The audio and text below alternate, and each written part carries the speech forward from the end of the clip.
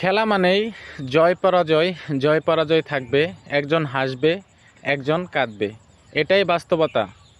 আজকে বাংলাদেশ সময় 8টা 30 মিনিটে এশিয়া কাপের সুপার হট ম্যাচ বাংলাদেশ বনাম ভারতের এশিয়া কাপের সুপার হট ম্যাচ গ্রুপ পর্বের শেষে সুপার ফোরের দ্বিতীয় ম্যাচ বাংলাদেশ।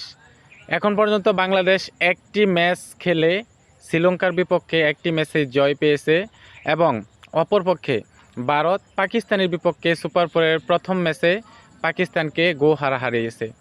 আজকে সেয়ানে সেয়ানে লড়াই হবে। সেই কি এক পেশে ম্যাচ হবে, নাকি বাংলাদেশ ভারতের চোখে চোখ রেখে কথা বলতে পারবে, ব্যাটিং প্রদর্শন করতে পারবে, কন্টেস্ট খেলা দিতে পারবে, নাকি এক পেশে বাংলাদেশ হেরে যাবে? অবশ্যই কমেন্টে জানিয়ে দেবেন। আর বাংলাদেশ এবং ভারতের লড়াইটা কি জমজমাট হবে কি না অবশ্যই কমেন্টে জানাবেন। বাংলাদেশ কি প্রতিদ্বন্দ্বিতাপূর্ণ ক্রিকেট খেলতে পারবে ভারতের সাথে?